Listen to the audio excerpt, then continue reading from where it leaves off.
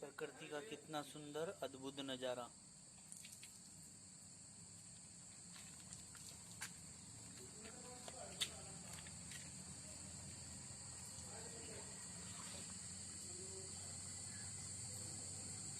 तुलसी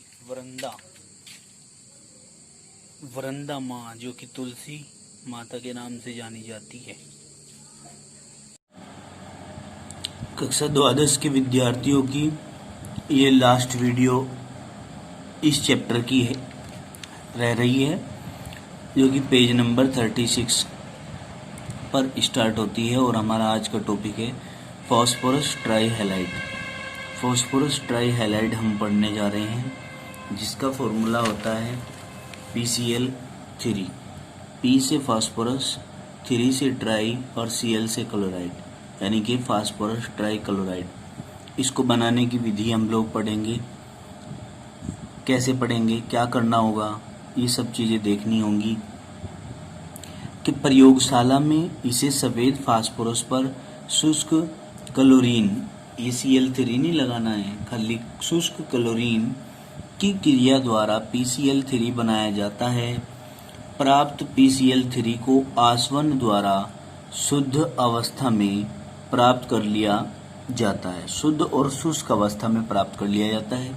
देखिए, ये यहाँ पर रिएक्शन दे रखी है, P4 + 6Cl2 = 6 दूनी 12 और यहाँ पर 4 और 12 में से हमने 4 कॉमन ले लिया, 4PCl, 4 दिया 12। इस तरह आपको PCl3 प्राप्त हो जाता है। अब हम पढ़ेंगे इसके गुणधर्म। गुणधर्म में क्या है कि यह एक रंगहीन गंधहीन युक्त तेलीय द्रव है। कैसा? रंगहीन गंधहीन युक्त तेलीय द्रव है। यह कोई रंग नहीं दिखाता, कोई गंध नहीं दिखाता, तेल जैसा द्रव होता है, ठीक है ना। इसका क्वथनांक जो होता है वो 74 डिग्री सेंटीग्रेड, तथा जो हिमांक होता है इसका, जिस द्रव पर ये जमता है, वो होता है -112 डिग्री सेंटीग्रेड। मतलब 112 डिग्री सेंटीग्रेड अगर माइनस में हम चले जाएं तो ये जम जाएगा, फास्फोरस ट्राईहैलाइड जम जाएगा। इसका जो क्वथनांक होता है, जो क्वथनांक वह ताप होता है जिस पर कोई भी द्रव उबल जाता है, ठीक है ना, वाष्प में परिवर्तित होने लगता है, ठीक है। ये होता है इसका 74 डिग्री सेंटीग्रेड। हम ये भी कह सकते हैं क्वथनांक की परिभाषा को, कि जब किसी द्रव का वाष्प दाब उसके वायुमंडलीय दाब के बराबर हो जाता है तो उसको हम क्वथनांक कहते हैं, ठीक है ना। जिस ताप पर, उस ताप को ही कहते हैं क्वथनांक। इसका घनत्व होता है 1.6। कितना? 1.6। रासायनिक गुण पढ़ेंगे अब रासायनिक गुण हम क्या कह रहे हैं? वायु तथा जल के साथ क्रिया। किसके? वायु और जल के साथ में क्रिया। तो क्या पढ़ना है हमने इसमें कि नम वायु में इसमें धूम्र उठते हैं, धुएं उठते हैं, तथा जल के साथ यह तेजी के साथ क्रिया करके फास्फोरिक अम्ल तथा HCl गैस देती है। क्या? तेजी के साथ में क्रिया करके फास्फोरिक अम्ल और HCl गैस देती है। देखिए, इन रिएक्शंस को आप लोग समझेंगे बड़े ध्यान से।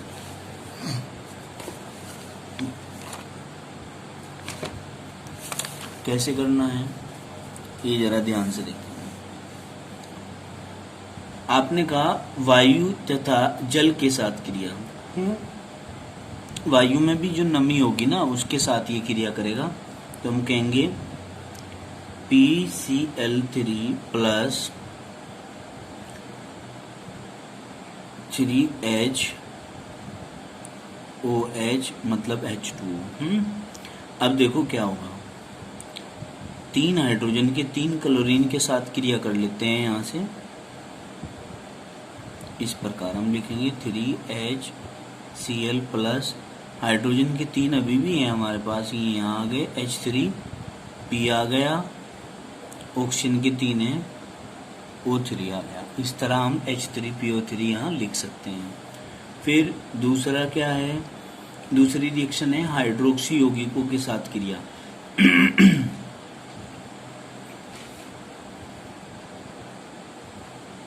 हाइड्रोक्सी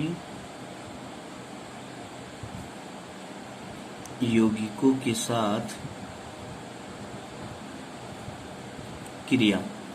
ठीक है ना। अब देखिए 3C2H5OH plus PCl3 is equal to, ये क्या है C2H5OH, ये OH आ रहा है मतलब हाइड्रोक्सी यौगिक है, और हम इसको एथिल एल्कोहल कह देते हैं। तो देखिए क्या करना होगा, हमें क्या बनाना होगा, यहाँ से हम OH के 3 निकाल देते हैं यहाँ से, और यहाँ पर Cl के 3 फिट कर देते हैं, क्योंकि यहाँ 3 है तो हम क्या लिखेंगे 3C2H5 जो का तो सिंगल बॉन्ड, ये जो का तो Cl प्लस हाइड्रोजन के 3 यानी कि H3P, ऑक्सीजन के 3 O3। इस तरह हम इसको H3PO3, और ये जो बना है ये बना है आपका एथिल क्लोराइड। ठीक है जी, इसमें परिवर्तित आप इसको कर सकते हैं। थर्ड रिएक्शन आपकी आती है धातुओं के साथ क्रिया। काहे के साथ? धातुओं के साथ क्रिया। अभी हम क्या कहेंगे, PCl3 plus 6Na is equal to, देखो 6 हैं तो आप Cl के 3 है यहाँ पर, 3NaCl तो यहाँ से चले जाएंगे, प्लस हमारे पास बच गए 3Na के, तो Na3P लिख सकते हो आप, यानी कि सोडियम फास्फाइड। ठीक है।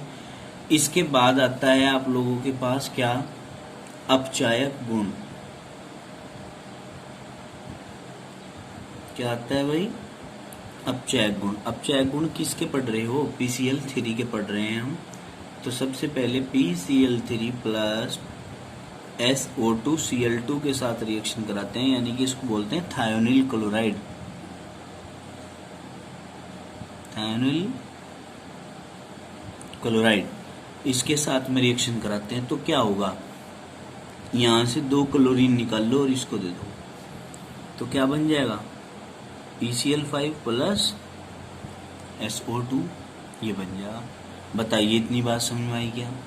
इसी प्रकार यदि आप रिएक्शन PCl3 प्लस SO3 के साथ करा दें इज इक्वल टू, तो एक ऑक्सीजन दे दो इसको, तो यहाँ पे क्या हो जाएगा POCl3 और प्लस SO2, मतलब सल्फर ट्राइऑक्साइड सल्फर डाइऑक्साइड में अपचयित हो रही है। ठीक है ना। यहाँ भी थायोनिल क्लोराइड SO2 में अपचयित हो रहा है। क्लियर होगी ये बात आपकी। अब हम आगे चलते हैं इसके बाद अपने रिएक्शन को लेकर के। हमारी ये 5वें नंबर की रिएक्शन है जो आप पढ़ने जा रहे हैं। अब क्या बताया इसमें भाई, देखो ये है अधातुओं के साथ क्रिया। किसके साथ? 5वां नंबर है हमारा अधातुओं के साथ क्रिया। अधातुओं के साथ क्रिया में हम क्या क्या करेंगे, देखो ध्यान से समझना है। PCl3 plus Cl2 is equal to PCl5। Chlorine होता है अधातु। क्या होता है? क्लोरीन अधातु होता है। तो आपने कह दिया कि PCl3 की क्रिया जब Cl2 के साथ कराएंगे तो क्या बन जाएगा, PCl5 बन जाएगा। इसी प्रकार 2PCl3 प्लस O2, ऑक्सीजन क्या होती है, अधातु होती है। ठीक है ना। तो क्या कर सकते हैं, 2 कॉमन ले ही रखा, 2POCl3 मतलब फॉस्फोरिल क्लोराइड बना दिया आपने, है ना। अब next reaction PCl3 plus S, sulphur भी क्या है, अधातु है। तो आप क्या कर सकते हैं, PSCl बना सकते हैं, यानी कि फॉस्फोरस थायोक्लोराइड। ठीक है नहीं, Cl के 3 हैं तो यहाँ पर 3 ही लिखेंगे, फास्फोरस थायोक्लोराइड। मतलब ये सारे के सारे क्या हैं, ये जो इस सीरीज में यहाँ पर हैं, ये क्लोरीन ऑक्सीजन सल्फर, ये हैं अधातु। क्या हैं? अधातु। अधातु क्यों हैं? क्योंकि ये सभी के सभी इलेक्ट्रॉन को लेकर के ग्रहण करके ऋणायन बनाने की प्रवृत्ति रखते हैं। इसको अपना अष्टक पूरा करने के लिए 1 इलेक्ट्रॉन चाहिए, इसको अपना अष्टक पूरा करने के लिए 2 इलेक्ट्रॉन चाहिए, और इसको सल्फर को अपना अष्टक पूरा करने के लिए कितने इलेक्ट्रॉन चाहिए? 2 इलेक्ट्रॉन चाहिए। क्लियर होगी बात? अब आगे चलते हैं, इसके पढ़ते हैं हम उपयोग। अब हमारा टॉपिक आता है क्या? इसके उपयोग। किसके? देखिए, फास्फोरस जो हमारा टॉपिक चल रहा है ट्राइक्लोराइड, इसके उपयोग पढ़ने। फास्फोरस ट्राइक्लोराइड का उपयोग कार्बनिक यौगिकों में OH समूह को प्रतिस्थापित करने के लिए किया जाता है। किसको? OH समूह को प्रतिस्थापित करने के लिए किया जाता है। OH समूह प्रतिस्थापित हुआ रिएक्शन में, आपने देखा भी है। थायोफास्फोरिल क्लोराइड तथा फास्फोरस पेंटाक्लोराइड तथा ऑर्थोफॉस्फोरस एसिड आदि बनाने में भी इसका प्रयोग किया जाता है। क्लियर होगी बात? अब हम आगे चलते हैं, हमारा नेक्स्ट टॉपिक आता है इसी सीरीज में फास्फोरस पेंटाक्लोराइड। आपने बनाया भी है अभी PCl5। तो बनाने की विधि अगर हम इसकी पढ़ेंगे, बनाने की विधि क्या है फास्फोरस पेंटाक्लोराइड की? कि फास्फोरस या फास्फोरस ट्राइक्लोराइड की क्रिया सल्फ्यूरिक क्लोराइड, सल्फ्यूरिल L लगाना L, सल्फ्यूरिल क्लोराइड से करने पर फास्फोरस पेंटाक्लोराइड प्राप्त होता है। ठीक है ना? देखिए रिएक्शन कर देते हैं। ठीक है भाई, देखो ध्यान से, क्या कहा रिएक्शन बनाने की विधि में? P4 plus 10SO2 Cl2 is equal to, क्या करूं मैं यहां से 10SO2 को अलग कर देता हूं। 10SO2 प्लस हो गया अलग। अब हमारे पास क्या बचा है? फास्फोरस के 4 बचे हैं और क्लोरीन के 10 दूनी 20 बचे हैं। तो मैं 4 कॉमन लेकर के PCl5, 4 एकम 4 और 4 पंजे 20 बना सकता हूँ कि नहीं? तो इस प्रकार से भी हम PCl5 बना सकते हैं। नेक्स्ट हमारा तरीका क्या रहता है? PCl3 plus SO2 Cl2 is equal to, अभी हमने ये रिएक्शन करी थी, दोबारा फिर करते हैं। Cl2 जब PCl5 के पास 3 के पास जाएंगे तो PCl5 बन जाएगा और प्लस SO2। क्लियर होगी बात? अब आगे चलते हैं हम प्रयोगशाला विधि। क्या भाई? प्रयोगशाला विधि। प्रयोगशाला में इसे सफेद फास्फोरस पर शुष्क PCl3 की क्रिया Cl2 के साथ कराने पर PCl5 प्राप्त होता है। क्या प्राप्त होता है? PCl5 प्राप्त होता है। यानी कि PCl3 plus Cl2 is equal to PCl5, ये बन जाए। क्लियर होगी बात? अब हम देखेंगे गुणधर्म।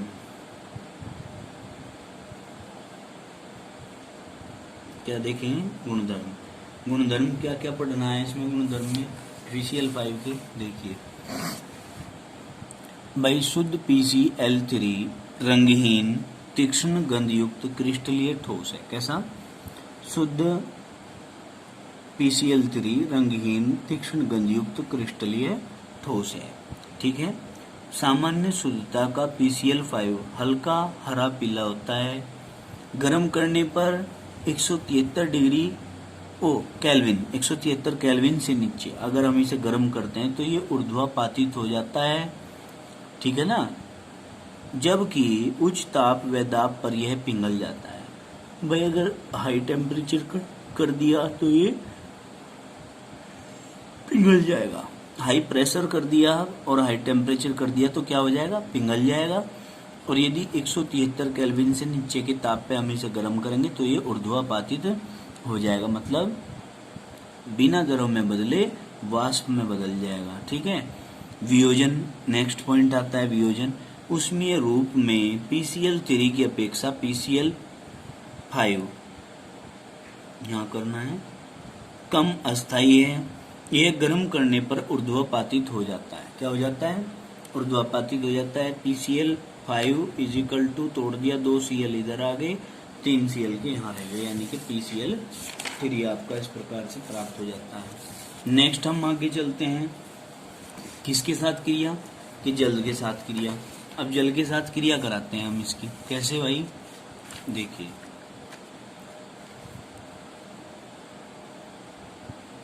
जल के साथ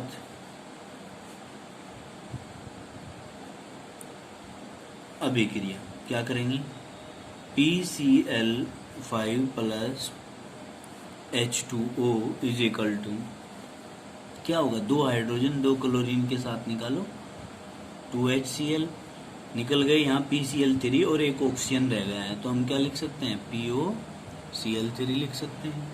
क्लियर होगी बात। अब हम नेक्स्ट चलते हैं हाइड्रोक्सी यौगिकों के साथ क्रिया, काहे के साथ, हाइड्रोक्सी यौगिकों के साथ क्रिया, हाइड्रोक्सी यौगिकों के साथ क्रिया कैसे करेंगे।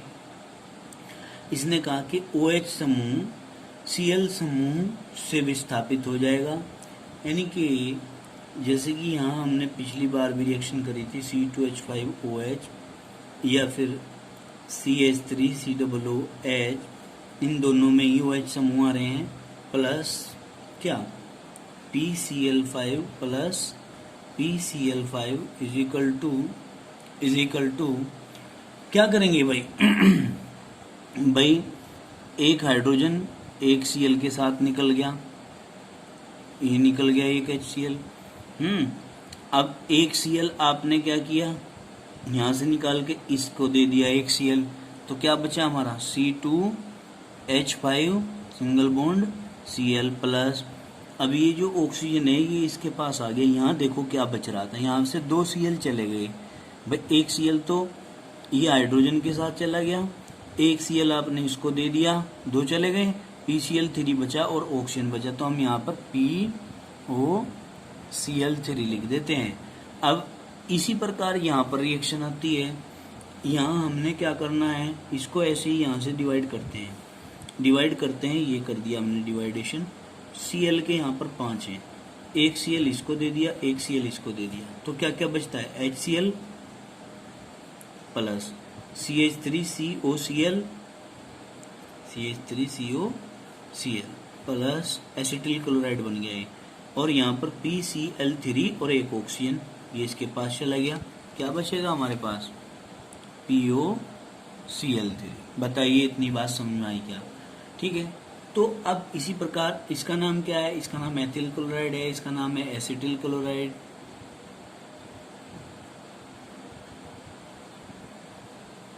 एसिटिल क्लोराइड है। अब आता है धातुओं के साथ क्रिया,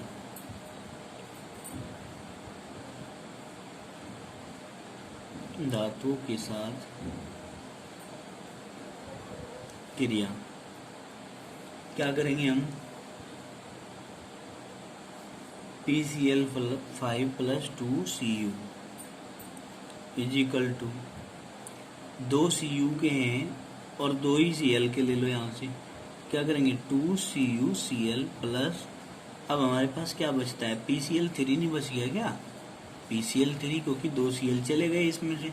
अब इसी प्रकार हम क्या करते हैं, PCl5 प्लस 2Ag, ये धातु हैं, मेटल हैं दोनों।